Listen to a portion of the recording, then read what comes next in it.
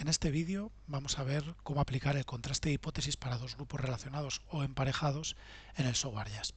Este contraste de hipótesis le aplicamos cuando tenemos puntuaciones en una variable pretest y en una variable posttest, la misma variable que la hemos aplicado en pretest y posttest, para comprobar si existen diferencias entre el pretest y posttest, normalmente tras haber aplicado entre estas dos medidas algún tipo de tratamiento o intervención, en nuestro caso una intervención educativa, ¿no?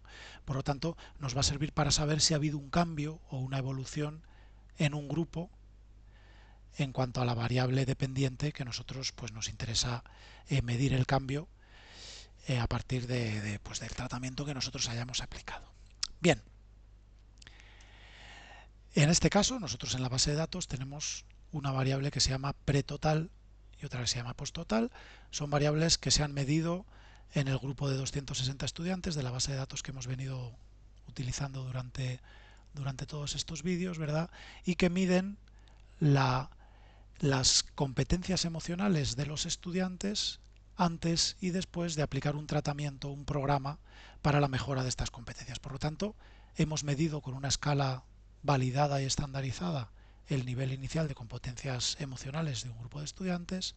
Posteriormente hemos aplicado un tratamiento para la mejora de estas competencias y después de finalizar el tratamiento hemos aplicado nuevamente el mismo instrumento para comprobar si ha habido un cambio, una mejora. Bien, antes de ponernos con el contraste de hipótesis, para poder comprobar los supuestos previos y para poder realizar bien los análisis descriptivos, tendremos que calcular una variable que será la variable diferencia pretest-posttest. Vamos a obtener una variable que sea la resta de la puntuación posttest menos la puntuación pretest o la puntuación pretest menos la posttest, da igual, ¿no? Uno sería la inversa de otra. ¿Para qué? Para tener una variable que incluya el cambio que ha habido en cada uno de los estudiantes. ¿Cómo haremos esto? Pues bueno, nos vamos a ir a editar los datos. Vamos a crear aquí detrás de posttest una nueva columna, una columna después, y esta columna la vamos a llamar diferencia y sus puntuaciones, aquí en tipo calculado le vamos a decir que la vamos a calcular a partir de otras variables, aquí calculado con arrastrar y soltar. ¿Y a qué va a ser igual la variable diferencia? Pues va a ser igual a la puntuación posttest menos la puntuación pretest. ¿Por qué en este caso estamos poniendo la puntuación posttest menos la puntuación pretest? Pues porque en este caso la lógica nos dice que los estudiantes deberían tener una puntuación más alta en el posttest que en el pretest. Es decir, si hemos aplicado un programa para la mejora de las competencias emocionales, es de suponer que en el posttest tengan más puntuación que en el pretest. Por lo tanto, si hacemos posttest menos pretest, una puntuación positiva en esta variable nos indicará que ha habido una mejora, ¿no? Que ha habido un cambio en el sujeto positivo. Y una puntuación negativa va a querer decir que todo lo contrario, que hemos conseguido lo contrario de lo que queríamos. Por eso, cuando hacemos un diseño experimental en el que lo que queremos es que el cambio sea a mejor, que haya una puntuación más alta en el posttest, pues normalmente lo que hacemos aquí en la variable diferencia es calcular posttest menos pretest.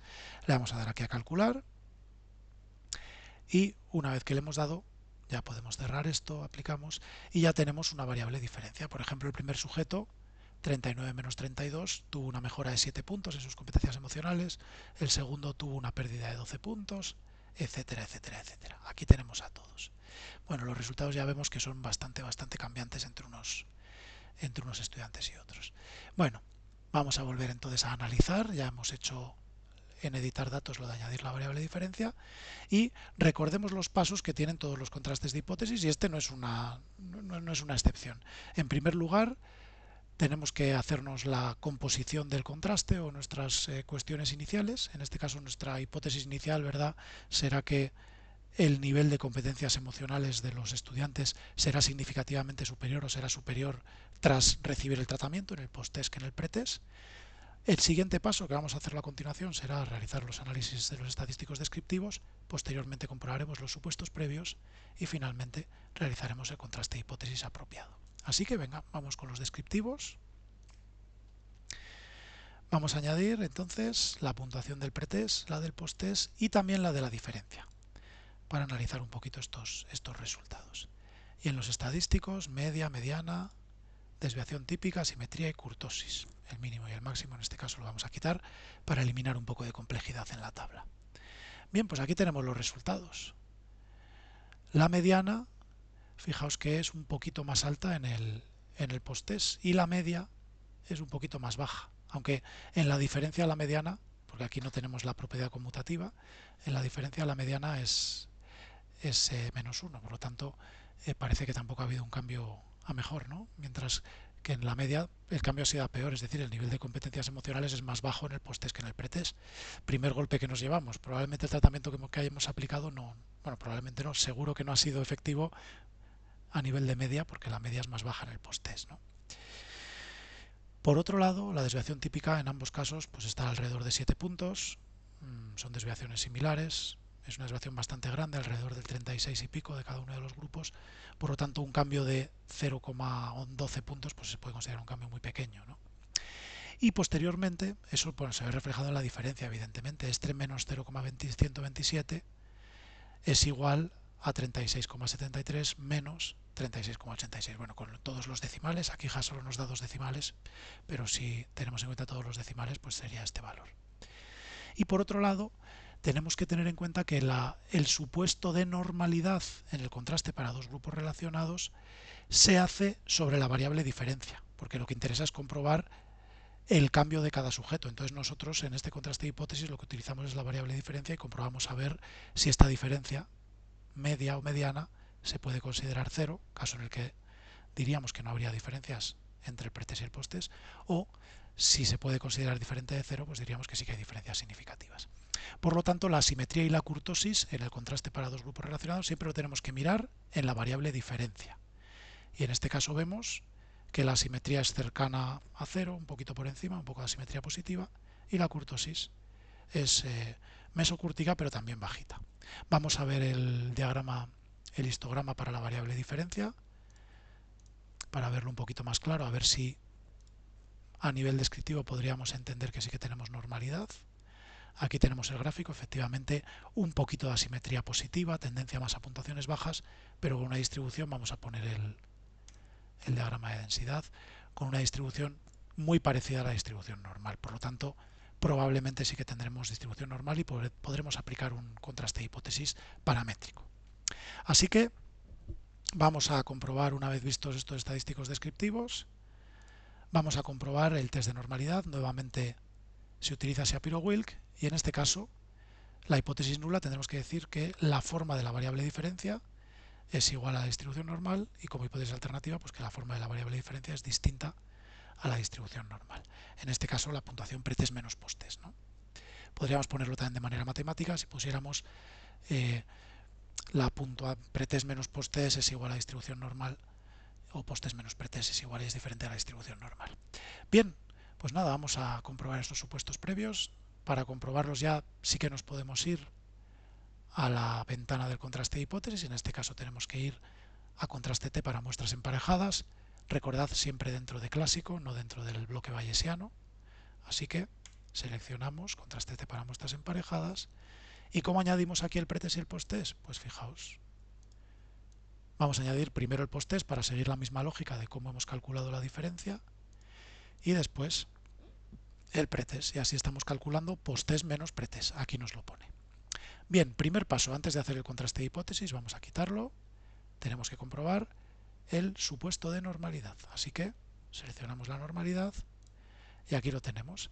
La normalidad de la variable posttest menos pretest, es decir, de la variable diferencia, tiene un p-valor de 0,115 por encima de 0,05. Por lo tanto, aceptamos el supuesto previo de normalidad. Esta variable podemos considerar que sí que es normal. Por lo tanto, podemos aplicar un contraste paramétrico. Y en este caso, el contraste paramétrico es la prueba de T para grupos relacionados. Su hipótesis nula será que no existen diferencias entre el pretest y el posttest. La media del pretest es igual a la media del posttest. Y la hipótesis alternativa que sí que existen diferencias. La media del pretest es diferente a la media del posttest. Vamos a comprobarlo. Volvemos aquí a nuestros datos. Podemos quitar ya la normalidad y pedimos, por lo tanto, la prueba paramétrica de Student. Lo seleccionamos y aquí tenemos el valor del estadístico de contraste, es muy pequeñito, 0,216. y el p-valor es 0,829, claramente por encima de 0,05, y por lo tanto, voy a volver a pedir los descriptivos, esta pequeña diferencia de medias que teníamos no es suficiente para considerar que existen diferencias significativas. De hecho, si pedimos el gráfico de descriptivos, aquí vemos que la media del post-test y la media del pretest prácticamente son iguales, un poquito más baja en el post-test, y que los intervalos de confianza se solapan completamente. Estos intervalos de confianza también los podríamos calcular. Fijaos, si nos vamos aquí a esta tabla inicial del contraste para muestras emparejadas, voy a ir quitando cositas, y si pedimos el parámetro de posición, que sería la diferencia de medias pretest post-test, que ya la hemos visto anteriormente, que era 0,127, y le pedimos el intervalo de confianza. Y fijaos, el intervalo de confianza alrededor de este menos 0,127 es un intervalo que va desde menos 1,284 hasta más 1,30. Por lo tanto, este intervalo de confianza que va desde menos 1,284 hasta 1,030 sí que incluye el valor 0. Y el valor 0 de la diferencia de medias, que este intervalo de confianza le estoy haciendo alrededor de la diferencia de medias de menos 0,127, al incluir el valor 0 podemos afirmar, y volvemos allá a los datos, podemos afirmar que la diferencia de medias en la población se puede considerar 0 y por lo tanto no hay un efecto, no hay una diferencia significativa entre el nivel de competencias emocionales que tenían los estudiantes antes y después de aplicar el tratamiento. Por lo tanto, mi tratamiento no ha sido efectivo en este caso. Esa sería la conclusión a la que podemos llegar. Bien, para comprobar un contraste de hipótesis no paramétrico vamos a hacer otro pequeño caso. Ahora vamos a hacer un caso en el que comprobaremos estas mismas puntuaciones pretest post-test de las competencias emocionales, pero solamente para un pequeño subgrupo dentro de toda esta muestra de 260 personas que tenemos en este caso. Y así veremos un caso en el que no tenemos normalidad y que por lo tanto tenemos que aplicar el contraste no paramétrico. Así que vamos a hacer lo siguiente. Vamos a seleccionar únicamente a los estudiantes de nivel socioeconómico bajo. Voy a quitar a los de nivel alto y a los de nivel medio. Tendremos que comprobar que tenemos más de 30 sujetos, porque en el otro caso ya sabíamos que eran 260 y no había problema, pero bueno, vamos a comprobar cuántos estudiantes de nivel socioeconómico bajo tenemos con la puntuación diferencia, porque a veces hay casos en los que no tenemos pretest o post-test, hay valores perdidos y por lo tanto hay que verlo sobre la diferencia. Así que aplicamos este cambio, vamos a los descriptivos y añadimos pretest, post-test y diferencia con nuestros estadísticos de siempre. Y en este caso, fijaos, tenemos un total, siempre tenemos que fijarnos en la diferencia, de 44 sujetos. Es decir, tenemos 44 estudiantes que realizaron tanto el pretest como el posttest y por lo tanto tenemos una puntuación diferencia de ellos. La mediana es de menos 2 puntos y la media en este caso es positiva, un punto positiva, es decir, que tampoco tenemos datos muy claros de que haya un cambio en cuanto a los niveles de competencias emocionales en este subgrupo de nivel socioeconómico bajo. Hay un pequeño cambio, pero parece muy pequeño también, al menos en la muestra nos parece pequeño, veremos después si es significativo. Y en este caso la asimetría, fijaos que es de 0,8, es una asimetría bastante más alta. La kurtosis sí que está en valores más cercanos a 0 de kurtosis que nos indican que probablemente hay kurtosis mesocúrtica, pero esa asimetría, vamos a ver el diagrama de dispersión de la variable diferencia, el diagrama del histograma de la variable diferencia, pues que nos indica que hay una distribución claramente asimétrica, con una asimetría positiva muy clara y que probablemente pues esta variable no tenga una forma conforme a la distribución normal, ¿no? Eso es lo que vamos a comprobar. Así que nos vamos al contraste T para muestras emparejadas, añadimos nuevamente el par de variables, primero post-test y después pretest, y en primer lugar comprobamos el supuesto de normalidad. Y efectivamente en este supuesto de normalidad el p-valor está por debajo de 0,05 y por lo tanto tendremos que aplicar un contraste de hipótesis no paramétrico. Así que en lugar de student tenemos que aplicar la W de Wilcoxon, que tiene estas hipótesis. Aquí las tenemos. La mediana de la variable es igual. en pretest y posttest. Bueno, esto no lo tengo bien escrito, vamos a ponerlo, voy a cogerlo de aquí de la prueba de T, que lo tenía guardado de otro vídeo que he hecho antes. No existen diferencias entre el pretest y el posttest, y aquí en vez de media pondríamos mediana, que lo tenemos aquí en símbolo, vamos a ponerlo normal, Calibri, mediana del pretest es igual a la mediana del posttest, y en el caso de la hipótesis alternativa exactamente igual. Mediana del pretest es diferente a la mediana del posttest. Estas serían mis hipótesis. No existen diferencias entre pretest y posttest en cuanto a las medianas, y hipótesis alternativas sí existen diferencias. Viendo los estadísticos descriptivos, diríamos que no hay prácticamente diferencias. De hecho, la mediana era muy pequeñita la diferencia, ¿no? Y aplicando el contraste de hipótesis de la W de Wilcoxon, cualquiera de estos dos son los ambos estadísticos de contraste, cualquiera de los dos estadísticos se puede informar. Yo os recomiendo informar la W. Y el p-valor, fijaos, 0,986. Hay una probabilidad prácticamente de 1, prácticamente del 100%, de que las puntuaciones del pretest y el posttest sean exactamente iguales en la población. Por lo tanto, acepto la hipótesis nula y confirmo que en el subgrupo de estudiantes de nivel socioeconómico bajo, el tratamiento tampoco ha sido efectivo. De hecho, si viéramos el gráfico adecuado para los contrastes no paramétricos, pues aquí lo vemos claramente, ¿no? Cada una de estas puntitos se corresponde con cada uno de los sujetos, su puntuación en el pretest y en el posttest, y pues estas líneas sería la evolución, ¿no? Este sujeto, por ejemplo, prácticamente tiene la misma competencia emocional en pretest y posttest, mientras que este otro tiene una puntuación mucho más alta en el posttest que en el pretest. Uy, me lo llevo. Este sujeto tiene una puntuación mucho más alta en el posttest que en el pretest. Sí que ha mejorado, pero luego hay otros muchos que han empeorado. Por lo tanto, en general, teniendo en cuenta todos estos cambios, pues el cambio promedio es prácticamente nulo. Eso se ve en los diagramas de cajas del pretest y del posttest, ¿verdad? Del posttest y del pretest. Y por lo tanto, el tamaño del efecto en este caso no tendríamos ni siquiera que calcularlo, pero bueno, por cuestión de hacerlo, pues fijaos, si queremos pedir el tamaño del efecto, simplemente seleccionando magnitud del efecto, aquí lo tendríamos. Esta correlación rango biserial sería la correlación biserial puntual, nos indica un valor prácticamente de 0, por lo tanto no hay diferencia entre pretest y posttest. Recordad que un valor por debajo de 0,1, ya sea positivo o negativo, el tamaño del efecto siempre se interpreta en positivo, pues entendemos que no hay diferencias.